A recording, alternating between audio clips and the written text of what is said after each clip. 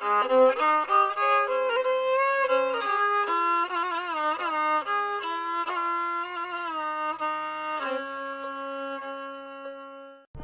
दोस्तों, प्रस्तुत है 1945 में साहित्य के लिए नोबेल पुरस्कार प्राप्त करने वाली पहली लातीनी अमेरिकी साहित्यकार गैब्रिएला मिस्त्राल का लेख मैं किस तरह लिखती हूँ।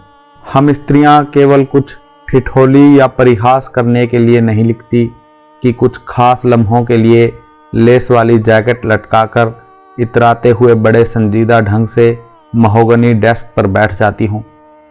मुझे अपने घुटनों पर रखकर लिखना पसंद है।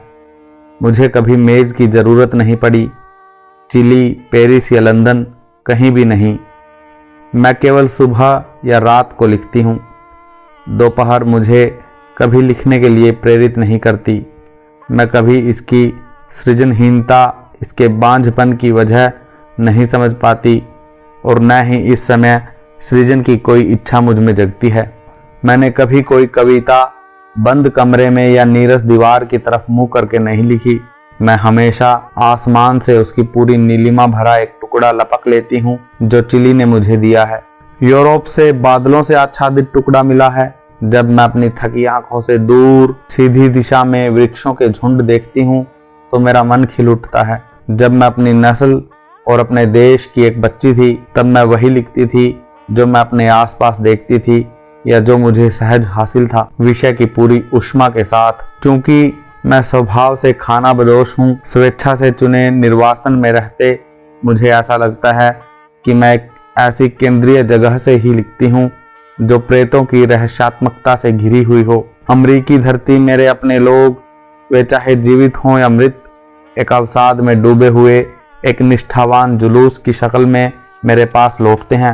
ये केवल मुझे घेरते ही नहीं, मुझे पूरी तरह ढांप लेते हैं और मुझे उत्पीड़ित करते हैं। शायद ही कभी ये मुझे दूर दूर तक फैले नज़ारे और विदेशी लोगों को देखने देते हैं। जब मैं लिखती हूँ आमतौर पर कभी भी जल्दबाजी में नहीं होती। कभी कभार ऐसा भी समय होता है जब मैं ऐसी गति से लिखती हूँ जैसे पर्वत शिखर से पत्थर लुढ़कते चले जा रहे हों। पर दोनों ही मामलों में यदि मुझे रुकना पड़े तो बड़ी झुंझलाहट होती है।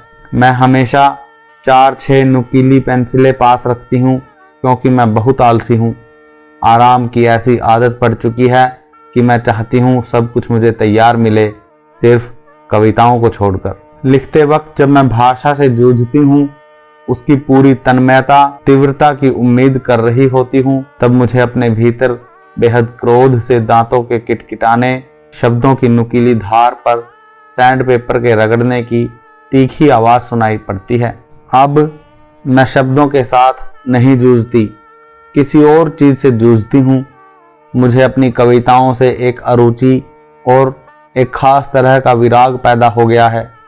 वहाँ मैं ऐसी किसी बोली गई भाषा को नहीं पहचान पाती जिसे डॉन माइगुएल दी बास्क ने बातचीत की भाषा कहा है।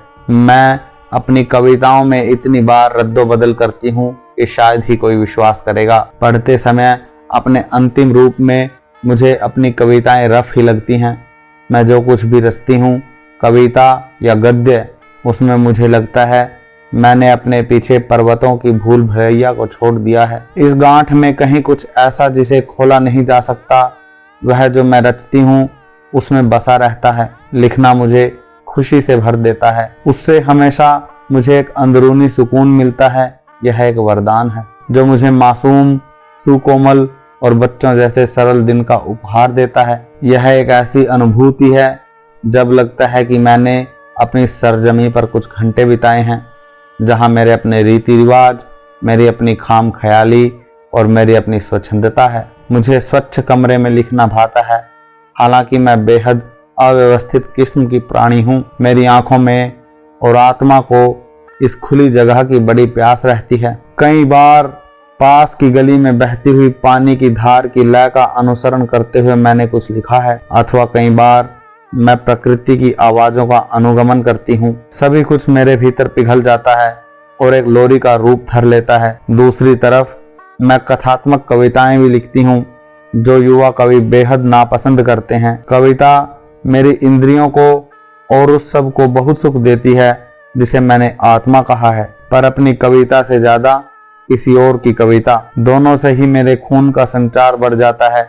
ये मेरे बाल सुलभ स्वभाव की रक्षा करती हैं, मुझे नवजीवन देती हैं और दुनिया के बारे में मुझे एक तरह से रोग मुक्त हो जाने का एहसास कराती हैं। कविता बस मेरे भीतर बसी हुई है, मेरी गोद में विराजमान है। यह एक जलमग्न बचपन की प्यास है। हालांकि इसका जो फल है वह तीखा और कठिन है, पर जो कविता मैं करती हूँ वह मुझे दुनिया के ओछेपन से बचाती है। यहाँ तक कि यह ऐसी अभेद्य अनिवार्य दुष्टता से भी बचा लेती है जिसे हम बुनियादी पाप के रूप में जानते हैं। मैं इसे अपने साथ रखती हूँ, मैं इसे पूरी पीड़ा के साथ अपने साथ रखती हूँ। वास्तव में बुनियादी पाप और कुछ नहीं, हमारा एक सचेत और तार्किक लयविहीन अभिव्यक्ति में हुआ पतन है जिसने मानव जाति को नीचे गिराया है। यह हम स्त्रियों को अधिक पीड़ा देता है क्योंकि हमने उस आनंद को खो दिया है, वह संगीतमय और अतः स्फूर्त सहज भाषा की गरिमा जिसे इस मानव जाति की भाषा बनना था।